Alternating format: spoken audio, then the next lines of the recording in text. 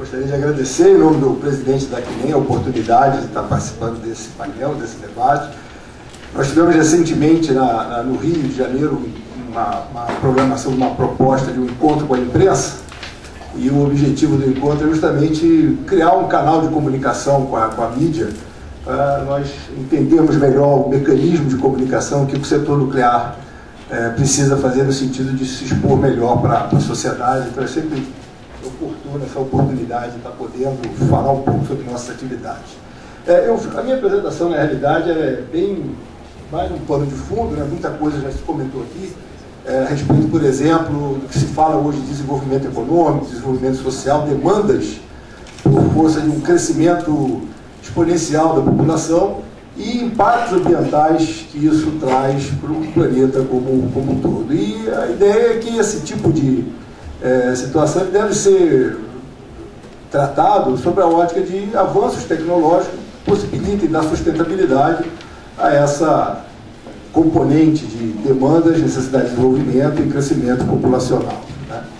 Bom, existem vários elementos para isso. A base, você comentou aqui a questão da matriz energética, a necessidade de garantir um suprimento de energia de forma sustentável e também avanços tecnológicos referentes a diversos tipos de aplicações e de produtos e serviços que estão cada vez mais crescendo dentro do contexto mundial.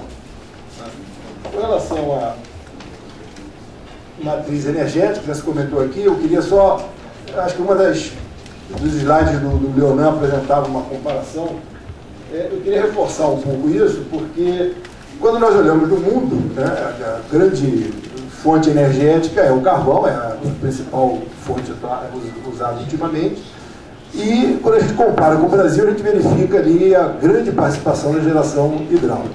Esse é o nosso potencial. O potencial brasileiro, o diferencial é ter essa base hidráulica. Mas ele não é seguro, isso não traz segurança para a nossa geração. Nós temos uma pequena participação de fontes complementares, térmicas, e o Brasil, nesse ponto, ele é privilegiado, porque ele tem praticamente todas as fontes de energia, tirando o carvão, mais gás, agora com o advento do pré-sal, biomassa, eólica, solar. O que a gente verifica é que, olhando lá o mundo, aquela substituição do carbono não vai acontecer tão cedo. E se nós retirarmos dali os combustíveis fósseis que emitem gases para o meio ambiente, ficarmos só com as de não emissão e refizermos aquela pizza mundial, nós vamos verificar que, na realidade, a termonuclear corresponde a praticamente 70% das fontes de não emissão. Ou seja, se nós selecionarmos somente não emissão, tiramos os combustíveis fósseis, a termonuclear, hoje, o parque gerador mundial, ele corresponde a 75% do consumo mundial de energia elétrica, que é bastante significativo. As demais são a própria hidráulica, a solar e a eólica, que o percentual ainda é muito baixo. Há um potencial de crescimento? Sem dúvida. Mas a gente observa, pelo crescimento de demanda, que nenhuma dessas fontes sozinha ela vai conseguir dar conta da demanda energética. Então é muito importante essa compatibilização, buscar esse mix. E o que se, olhando ali a pizza do Brasil, há uma clara dependência com relação à geração hidráulica. O que nós precisamos é ter aquela complementação com as outras fontes disponíveis no país, onde o urânio é uma delas. Nesse ponto, o Brasil é privilegiado. Ele é citado como um dos 3 únicos países, Brasil, Rússia e Estados Unidos, que tem urânio disponível, tem tecnologia, tem capacidade de aproveitar esse urânio. Então nós temos uma total independência com relação à utilização dessa fonte de geração. Mas já se falou bastante aqui com relação à geração, à participação da matriz energética, ao urânio, mas nós temos outras aplicações no país que são importantes a gente aproveitar esse momento aqui, essa oportunidade, para ressaltar. O Brasil tem uma história de sucesso com relação ao desenvolvimento da tecnologia nuclear, já se comentou aqui o programa da Marinha, junto com a participação do IPEM, importantíssimo para trazer para o país essa tecnologia, principal no ciclo do combustível, que é a tecnologia de enriquecimento. Hoje o Centro Tecnológico da Marinha em São Paulo detém uma das tecnologias mais avançadas em termos de processo de enriquecimento, e que é a base hoje do nosso programa de enriquecimento que está sendo transferido para a indústria. A indústria nuclear do Brasil está construindo uma planta de enriquecimento para atender a demanda do parque gerador com essa tecnologia 100% nacional desenvolvido através do programa que foi conduzido no país, Marinha, que nem tem, enfim, nossas instalações de pesquisa, os nossos pesquisadores. Esse projeto do reator é um projeto de sucesso, está tendo um tempo de maturação longo, se comentou aqui com relação a essas descontinuidades no programa, mas ele está em andamento e é uma contribuição importantíssima para a sociedade brasileira essa realização.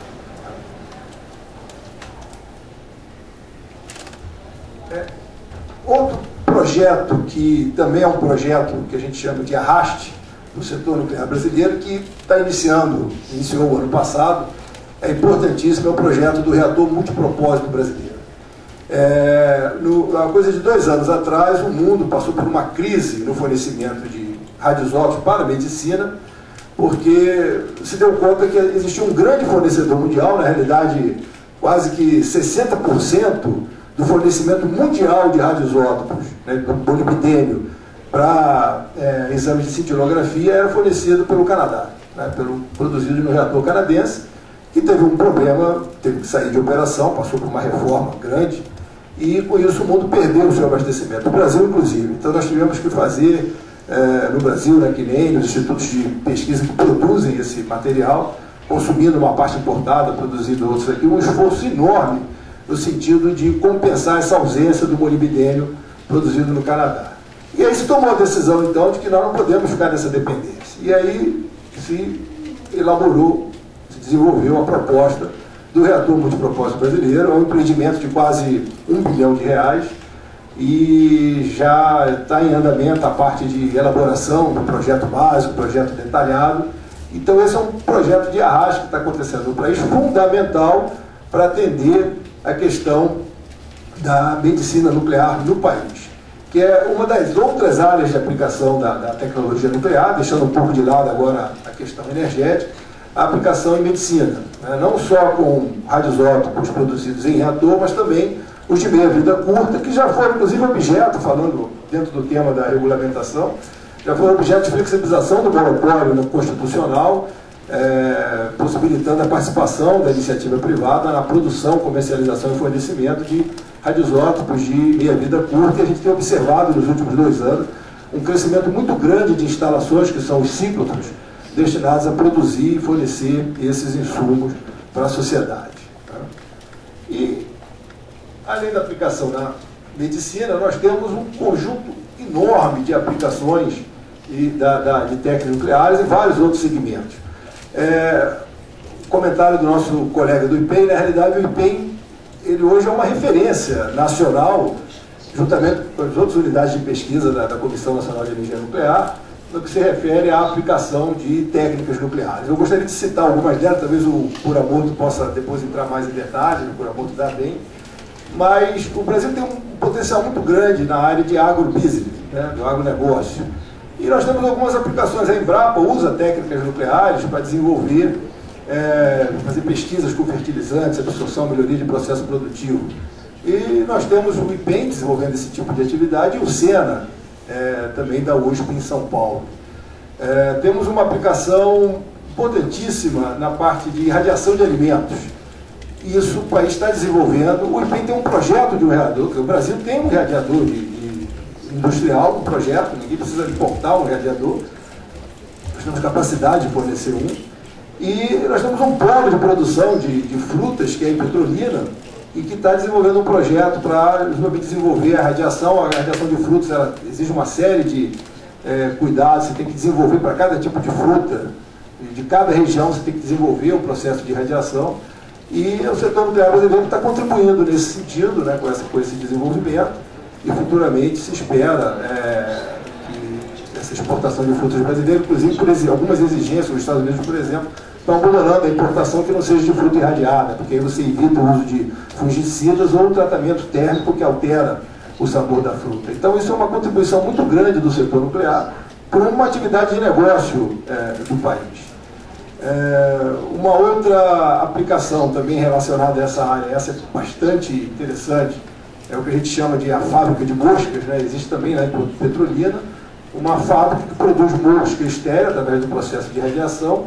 Por isso você faz uma barreira biológica e diminui a incidência de mosca de fruta numa região que você tenha uma grande plantação de produção. Então, esse é um processo biológico associado aí a uma técnica nuclear e que é bastante eficiente, tem sido utilizada em vários países do mundo.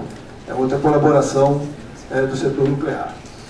No ano passado, nós fizemos um estudo, iniciamos um estudo, algo que a gente está propondo levar adiante, relacionado ao estudo da cadeia produtiva do setor nuclear brasileiro. Então, isso envolve tanto o ciclo do combustível quanto aplicações.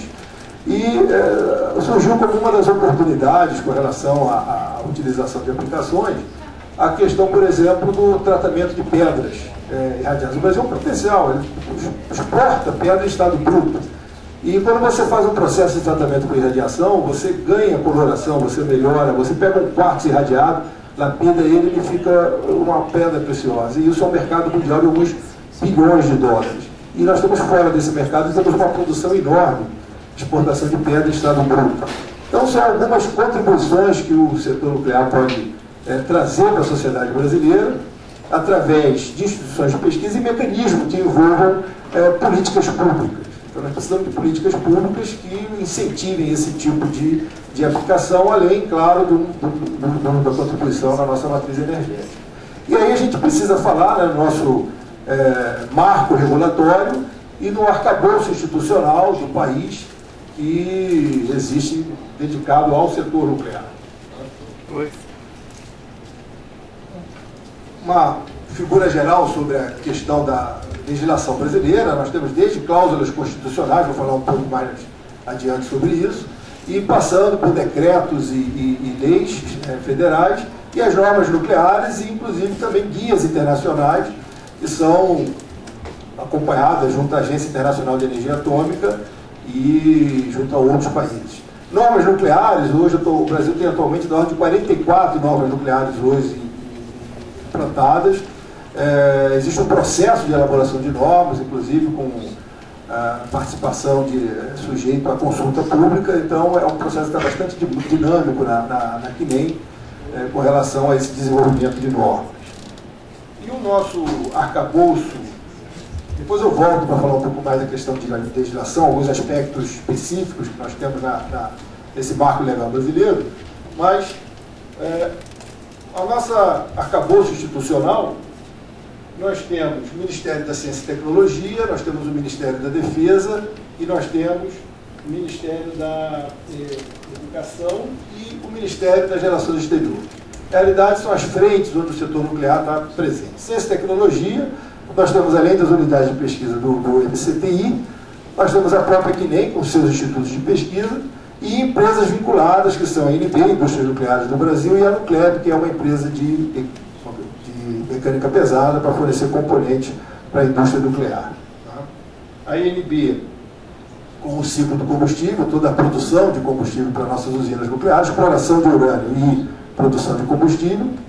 E nós temos no Ministério das Minas e Energia a geração com a eletronuclear e as 3 usinas nucleares, futuramente 4 no mínimo, segundo o nosso planejamento energético. E nós temos no Ministério da Defesa o Centro Tecnológico da Marinha, com o projeto do submarino. E no Ministério das Relações Exteriores, todo um conjunto de acordos internacionais e a nossa participação em fóruns internacionais. E esse é um ponto que eu gostaria de chamar a atenção, porque o mundo lá fora já enxergou o potencial do Brasil na área nuclear. A quantidade de consultas, contatos, buscando parcerias, acordos de cooperação, intercâmbio do Brasil junto a praticamente todos os países membros da agência é surpreendente. Isso vem acontecendo ao longo dos últimos anos, porque o Brasil está demonstrando uma proposta concreta de desenvolvimento do seu programa nuclear, não só na parte de geração de energia, mas como também esses projetos que estão sendo propostos recentemente, reator multipropósito e outros, que eu vou falar rapidamente um pouco mais adiante. Voltando aqui na CNEM, gostaria de chamar a atenção para aquela questão regulatória, a parte de acompanhamento. Nós temos um dos projetos que está sendo proposto agora, está em discussão no nosso planejamento plurianual, é a criação de uma Agência Nacional de Segurança Nuclear.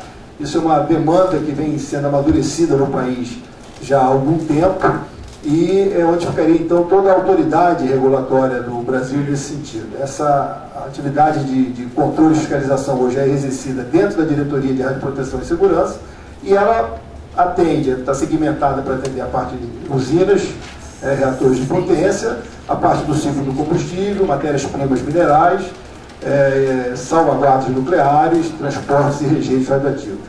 Na parte de salvaguardas é uma atividade bem específica, porque envolve acordos internacionais, inclusive a Agência Brasileira de Potabilidade e Controle, que é uma agência Brasil-Argentina, uma agência internacional. Então, essa área de salvaguardas ela tem toda uma estrutura e uma normatização própria para atender exigências internacionais e garantir o uso seguro da energia nuclear. E, aproveitando meus 5 minutos, passou muito rápido, falando sobre a legislação brasileira atual, alguns aspectos que eu gostaria de destacar. Com relação à Constituição, nós temos um monopólio constitucional. Então, nós temos no artigo 21, inciso 23, e no artigo 177, inciso 5, a questão do monopólio da União com relação às atividades nucleares. Esses artigos eles têm sido objeto de propostas de emenda constitucional para alterar e flexibilizar esse monopólio. Eu acho que essa é uma questão que está em amadurecimento no país. Hoje, com o crescimento do setor, com a perspectiva do planejamento de novas usinas nucleares, agora com essa proposta de criação de uma autoridade regulatória, então nós estamos criando condições para poder ter uma discussão madura, bem embasada com relação a esse tipo de decisão, de avaliação do modelo de exploração do nosso potencial nuclear. Citando aqui um exemplo referente, por exemplo, à parte de recursos minerais, da exploração de urânio, hoje o país já tem um modelo de parceria com a iniciativa privada que está sinalizando ser um modelo que vai ter sucesso, que é a parceria que a INB fez com a Galvani para a exploração da mina de urânio de fosfato lá em Santa Quitéria, que na realidade é uma mina de fosfato que tem urânio associado. Então, a Galvani vai explorar o fosfato e vai entregar o urânio para a Comissão Nacional de Energia Nuclear, para a INB, para o seu enriquecimento. Então, esse modelo de parceria ele pode ser ampliado para outras situações. Na realidade, toda a exploração mineral tem urânio associado e o Brasil tem uma regulamentação com relação a isso. Existem os minérios nucleares, que são urânio e tóxico, que são controlados, são de monopólio da União. Existem minerais associados, que também são controlados e têm autorização para exportação, quando é o caso.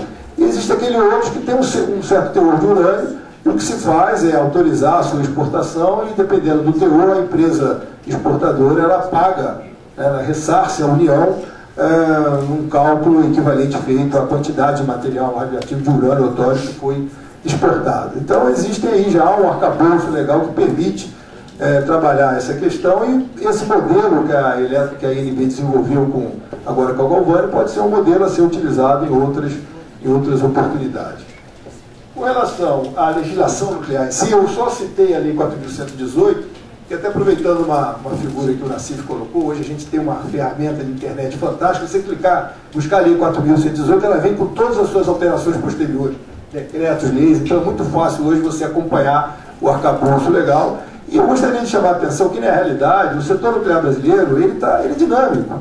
Se nós olharmos a quantidade de leis, decretos, alterações que vêm sendo implementadas no arcabouço legal, isso demonstra ajustes que vêm sendo feitos no setor para adequá-lo a esse novo panorama que vem surgindo aí de oportunidade para o país.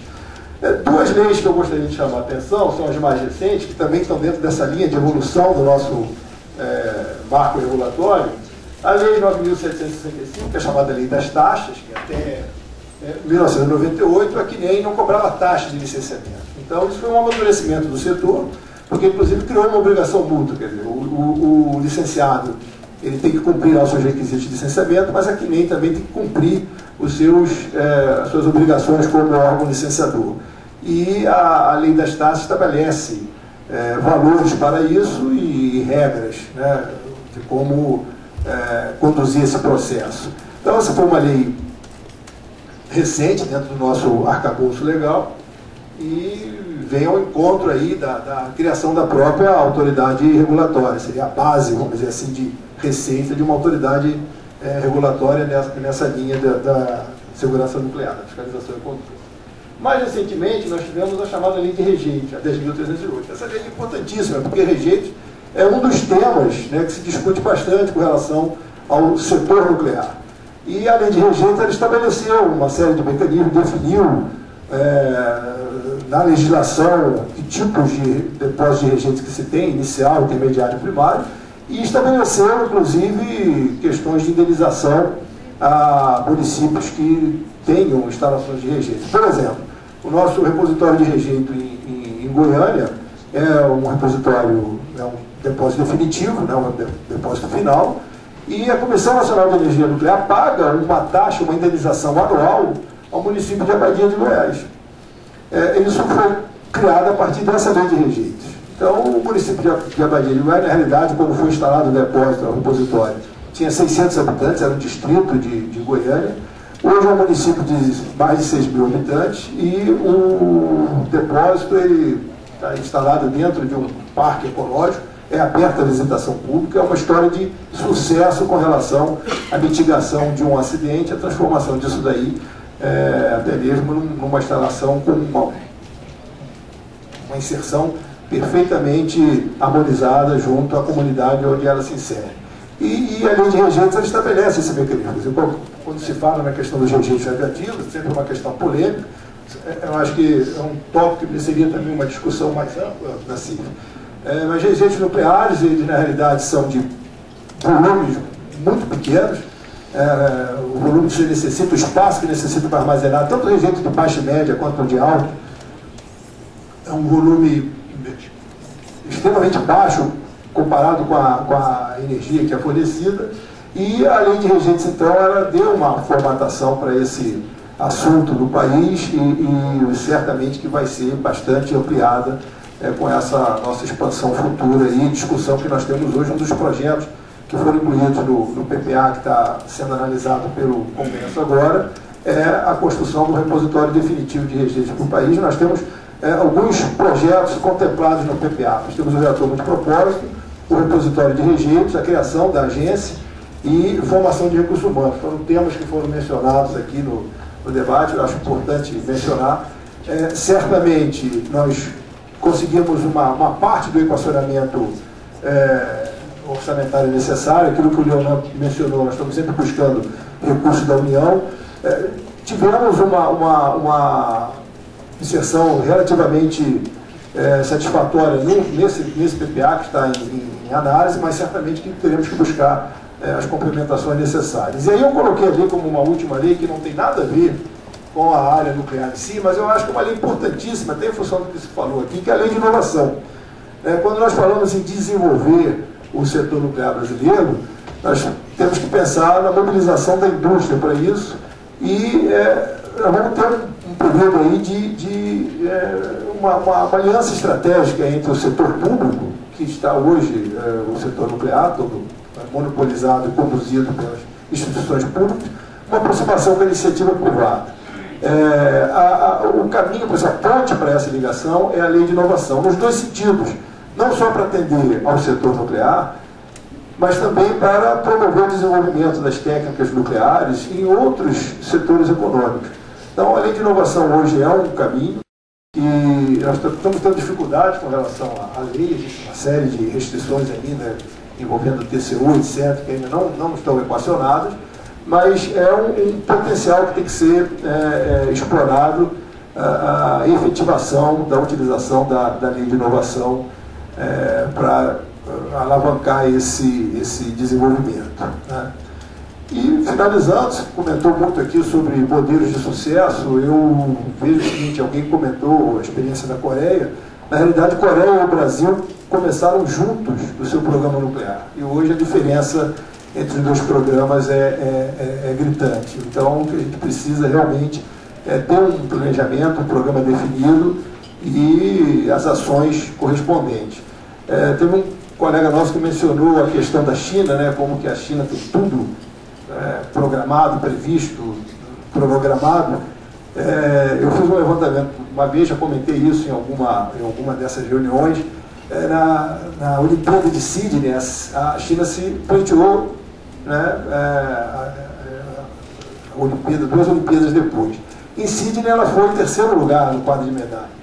Depois na Olimpíada de Atenas ela foi em segundo lugar no quadro de medalha. E na Olimpíada de Pequim ela foi em primeiro lugar no quadro de medalha. Ou seja, ela tinha programado exatamente os passos que ela ia fazer para quando realizasse essa Olimpíada ser primeiro lugar no quadro de medalhas. Eu acho que isso é uma questão de planejamento que é fundamental, que a gente precisa trazer essa cultura, principalmente para um setor que precisa dessa ação de planejamento para o seu desenvolvimento. Nassif, muito obrigado mais uma vez.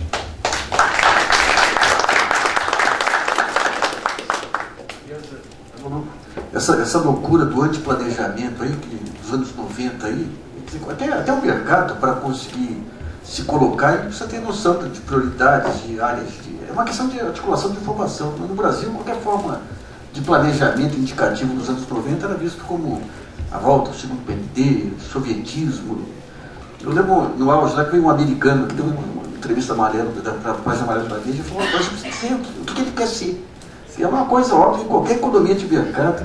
Bom, primeiro eu ia falar uma coisa sobre o Rondinelli, mas vou falar do deputado. Deputado, eu gostaria de pedir a sua ajuda, né, e a cooperação da frente, né, porque nós, nos últimos tempos, temos participado de inúmeras audiências públicas e a gente não sentiu um pouco o apoio da frente de apoio ao Programa Nuclear Brasileiro.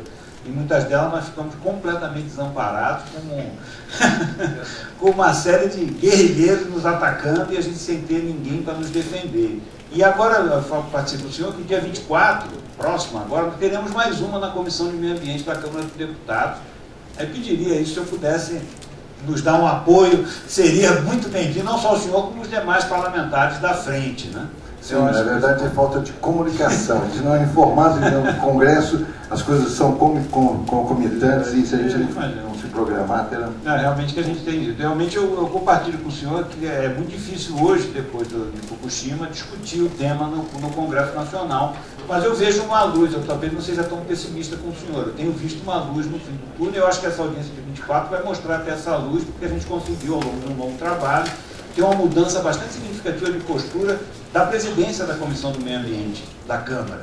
Então, acho que vai ser uma reunião bastante positiva que pediria o seu apoio.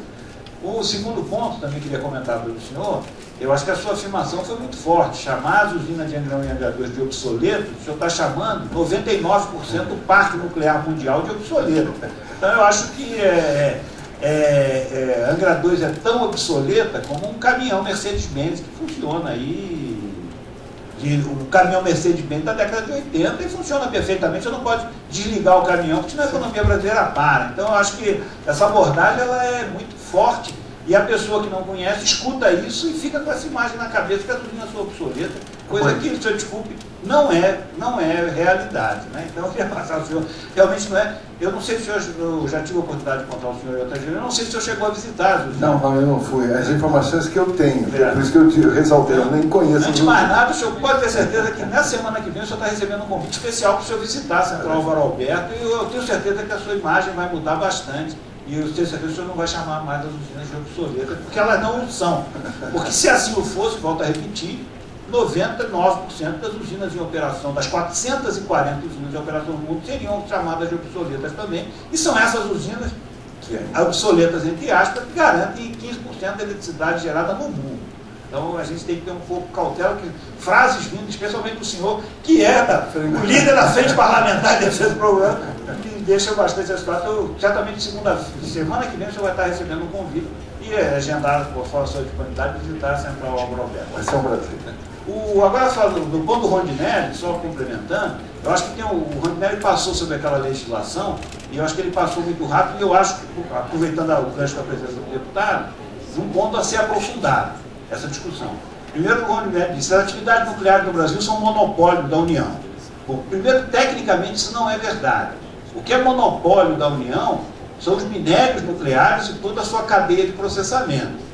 A exploração de instalações nucleares não é monopólio, é competência da União. Então são figuras jurídicas diferentes. Segundo, como é que a União optou para exercer o monopólio e para exercer a competência sobre a operação de um tipo de instalação nuclear, que são as usinas nucleares? A União optou, historicamente, de criar empresas estatais, empresas de economia mista, para exercerem essa competência e esse monopólio. Né? Então, só pelo fato dessa opção que a União tomou, já no caso das instalações nucleares que não são usinas, a competência é exercida diretamente pela União via uma autarquia, a CENEM. Então é outro modelo. Quer dizer, a União adotou modelos diferentes para o exercício das suas competências e o exercício do próprio monopólio. Então a gente, quando fala o monopólio da União, é uma excelente maneira de parar de discutir. E eu acho que é ruim falar isso, porque não é por causa de discutir. Existe sim hoje um espaço para a participação privada nessas empresas estatais. As empresas são de economia mista. A Constituição obriga que elas sejam controladas pela União. Então, desde que o controle da União seja permitido, a participação privada é aberta. Esse é um tema que ninguém discute também, eu levo essa discussão ao seu deputado. Não existe nenhum impedimento legal de que o agente privado seja proprietário de 50-1 das ações da eletronuclear e 50-1 das ações da ENB. Não existe nenhum impedimento legal para fazer isso. É uma questão de decisão de natureza política e gestão, tá? E decisão econômica. Esse é um ponto. O outro ponto, que eu acho que é um pouco aquele último comentário que eu fiz na parte inicial com a pergunta do Cláudio Rodrigues, é que as atividades, exceção das usinas nucleares, que a empresa que é delegada da União para exercer, é uma empresa independente do Tesouro Nacional, que é a Eletronuclear, que é uma subsidiária da Eletrobras, uma empresa independente do Tesouro Nacional, e as usinas nucleares, a usina de Angra 3 em construção, ela é feita sem usar nenhum centavo do Tesouro Nacional, a empresa não recebe nenhum recurso do Tesouro Nacional, a usina é construída via financiamento, parte BNDES, parte recursos próprios da Eletrobras, parte financiamento internacional, e a usina está sendo construída. Por outro lado, a parcela que atua no ciclo do combustível, ela é totalmente dependente do orçamento fiscal da União e submetida às restrições que o deputado comentou aí, do superávit que a gente comentou, que esse é um outro problema. Quer dizer, talvez a gente deva parar e refletir sobre maneiras de financiar essas instalações que não sejam dependentes do orçamento fiscal da União. Porque o que financia a usina de enriquecimento, o que financia a eventual expansão da mineração em Caetité é o recurso do orçamento fiscal do Ministério de Ciência e Tecnologia. O que me parece a eu, como brasileiro, estranho. Eu não gostaria do dinheiro do meu imposto estar construindo fábrica nem construindo mina. Eu queria que o meu imposto fosse para saúde, educação, formação. Isso aí, se essas atividades são viáveis economicamente, e são, elas têm que encontrar um outro caminho de financiamento. Então é essa questão que eu coloco, eu acho que é muito importante e crucial para o desenvolvimento, que também é uma questão que passa ao largo das discussões. Né? Só duas observações. Primeiro, obrigado aí pelo detalhamento com relação ao monopólio, realmente eu coloquei muito rápido. Agora, de qualquer forma, é um modelo, né, que está aberto para discussão. Né? Essa questão aí da forma de participação, sendo competência da União ou monopólio ou não, é o que está sendo levantado. Com relação à questão orçamentária, realmente a eletronuclear do orçamento de investimento é totalmente independente, recurso próprio. Só uma característica no caso da INB, que apesar de ser um orçamento fiscal, a parte de custeio e investimento é toda através de recursos próprios, quer dizer, não é imposto, é geração de receita. A parte de pessoal é que ainda tem recurso do Tesouro, mas toda a parte de custeio da produção e investimentos é feito com fonte própria, ou seja, com arrecadação fruto da comercialização. Hein? Investimento, não, os novos investimentos, a expansão dos novos investimentos. Eu gostaria de voltar à questão do órgão regulador, porque ajuda na minha apresentação como representante depois da Sociedade Brasileira de Física, que passou muito rápido. Vou começar pelo deputado e depois ao Rontinelli, pedir para os dois responderem juntos. Primeiro, deputado, respeitosamente, eu quero dizer que as sociedades científicas do Brasil, e péssima impressão da atuação do Congresso na área de ciência e tecnologia. Nós fizemos um grande esforço, a ABC, a SPPC, na questão dos royalties do petróleo, não foi para a educação, ciência, tecnologia e inovação, não foi aprovado na lei do Senado, e nós estamos vendo muito mal colocado também na Câmara dos Deputados. Bom, então é um problema seríssimo. Nós vamos perder agora os recursos do fundo Petro agora não só os royalties de pressão, mas vamos perder para o ano que vem. Então nós temos péssima impressão, falando honestamente, da atuação do Congresso na questão de ciência e tecnologia. E aí vem a questão da organização da agência de regulação, como é que chama? Reguladora. A proposta de fazer essa agência independente da CNEM vem desde o relatório Vargas, mandada pelo ex-ministro Vargas, participou a ABC, gente como Maurício Peixoto, José Golenberg, há mais de 20 anos está essa proposta colocada. Causa espécie a toda a população brasileira, que, por exemplo, o Rodinelli falou que todo o licenciamento é feito numa diretoria da CNEM. A CNEM está licenciando ela mesma. Que negócio é essa história? Que negócio é essa história de cobrar taxas? Se tem um reator de pesquisa no empenho, a CNEM tem que regulamentar. 90% das ações da ANB são da CNEM, embora, como o Leonel falou, possa ter participação na indústria privada, mas 90%. Então, o presidente da CNEM ele tem que tirar o chapéu de presidente e depois passar para chapéu do gestor da ANB. Quer dizer, esse imbróglio é inaceitável. Esse imbróglio causa grande parte da reação da população brasileira com questão da área nuclear. Bom, a Sociedade Brasileira de Física teve, felizmente, uma reunião com o atual presidente, foi muito bem recebida, e há a promessa dele de atacar esse problema de frente, que na antiga presidência da CNEM não havia essa boa vontade. Eu estou falando honestamente, embora seja amigo do ex-presidente. Qual é a razão? A razão são reações corporativas dentro da própria CNEM. E essas reações corporativas irão ao Congresso. Então o Congresso vai ter que ter uma postura realmente nacional e saber enfrentar as reações corporativas. E nós temos na Sociedade Brasileira de Física muitas questões com relação realmente à capacidade do Congresso de fazer isso. Na questão da agência regulatória, inclusive a proposta disso foi feita já, eu acho que há 3 anos ou mais, que foi o primeiro projeto feito quando veio, esqueci meu amigo que trabalha na CNEM, trabalhou depois com a Laércio, na primeira proposta, está rodando no governo há cerca de 3 anos, passando aquele sistema, acho que Ciscom passando pelo governo. Isso não vai à frente. Então nós estamos há quase 30 anos e não resolvemos essa questão. O Rodinelli falou, por exemplo, dos depósitos dos rejeitos de média atividade. Isso é obrigação constitucional. Desde que houve em Goiânia até agora, que nem não instalou nenhum. Agora tem a proposta de instalar um. Então, essa imbróglio que está na parte de legislação nuclear brasileira é que causa na sociedade uma grande reação ao desenvolvimento e aplicação nuclear. Então, eu gostaria de saber do senhor como é que seria a reação no Congresso e do Rodinelli, como realmente está caminhando o projeto da agência regulatória. Bom, como eu disse inicialmente, o Congresso ele é uma amostra exata da sociedade.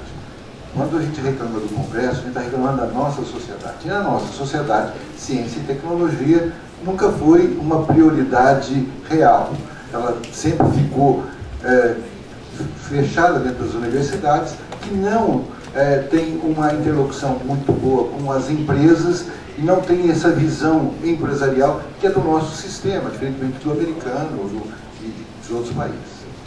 Em relação à agência reguladora, eu acredito, o qualquer ação contra a sua construção tenha muito bem aceita, porque as que estão aí tem muita reclamação de todas as agências reguladoras que nós temos, exceto a do Banco Central, porque o Banco Central é regulado, ele regula quem o regula, na verdade. Então, é uma visão clara que o Banco Central só faz aquilo que o sistema bancário permite que ele faça. Por isso, ele não tem muita reclamação. A única ação que, nesse momento, está pegando um pouco contra o Banco Central é na medida que vai baixando os juros, e isso aí tem tido uma reclamação de quem não quer que baixe os juros, que é o sistema financeiro. Então, em função dessa experiência, não muito, nós estamos agora tramitando e está para ser votado um novo arcabouço legal para as agências reguladoras, que, na minha opinião, deveria ser incluído nele já essa agência reguladora do sistema nuclear, que seria muito interessante aproveitar esse momento e fazer essa inclusão. Em relação à sensibilidade, então, do Congresso, é isso que eu tenho para dizer. O Congresso ele é muito sensível. Por que no Congresso agora a presidente Dilma e todo o governo tem tido um apoio muito grande, como teve no presidente Lula, e o Congresso não foi renovar, o Congresso, na verdade, teve uma renovação inesperada, porque ela se esperar que estava tudo bem, que não tivesse renovação inesperada. Porque o conforto é dado quando há sucesso ao Executivo, e não ao Legislativo. Então, o Legislativo fica muito na dependência do Executivo. Eu, por exemplo, nesse momento, falando de uma coisa que não tem nada a ver, mas de emenda parlamentar, que passou para 15 milhões, que os deputados vão dizer, para mim tem que acabar a emenda parlamentar. A emenda parlamentar é uma maneira de manipular o Congresso. Eu não tenho dúvida disso. Eu falei isso ontem lá, e na minha opinião tinha que acabar. Então, o que eu entendo é que realmente esse problema existe, é do conhecimento de quem se interessa pela área, que essa agência reguladora deverá acontecer agora, eu acredito que ela saia, mas tem que tomar um cuidado para não começar também a cometer os mesmos erros que as outras agências reguladoras têm cometido, ou de ineficiência, ou de excesso de eficiência, atrapalhando os negócios, quem queira trabalhar com isso. Aliás, esse monte de agência reguladora, também você vê, o governo está num trabalho ciclópico aí para melhorar a gestão do setor público. Melhorar a gestão do setor público é um desafio que passa por mudanças culturais, As agências reguladoras, para melhorar os serviços públicos, elas precisam só cobrar. Só cobrar. E você vê o que acontece hoje com a Anatel, é uma coisa inacreditável. Por exemplo, nós vamos pegar uma coisinha mínima aí. Aeroporto, desembaraço de bagagem. Você viaja 1h30 e tem 50 minutos para ter a bagagem. Daí a ANAC resolveu definir a obrigatoriedade de 20 minutos no máximo entre o pouso do avião e o desembarque. Resolveu. Ou seja, as agências são uma vergonha, uma coisa simples de resolver. Hoje tem celular, você tem uma competição ao contrário.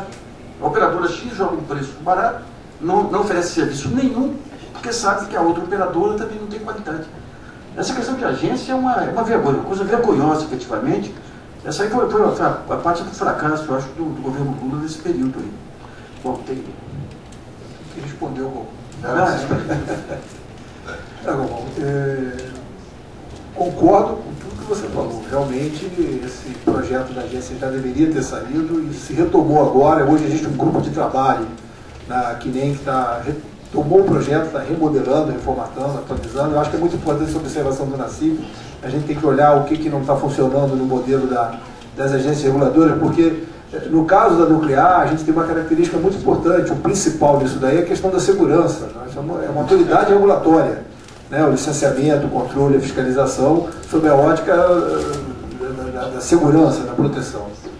Então, existe um grupo de trabalho desenvolvendo esse novo modelo, ele vai seguir a mesma tramitação, de ser submetido aos ministérios, depois vai para a consulta pública também, vai ter audiência pública. Quer dizer, é um processo que vai exigir um tempo, mas ele já começou agora nesse primeiro ano da nova gestão, e a gente espera que caminhe dentro aí de um prazo razoável para chegar ao Congresso, e aí sim.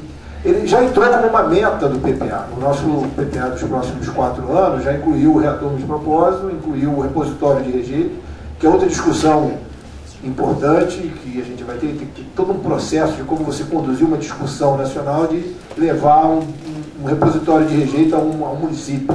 Então isso tem que ter uma abordagem muito um enfoque social, uma aproximação com a comunidade para ver de que forma que você coordena isso daí. Mas são metas que já estão propostas no PPA com algum recurso orçamentário e uma delas é a da criação da agência e a que nem está iniciando já esse ano esse trabalho. Tá?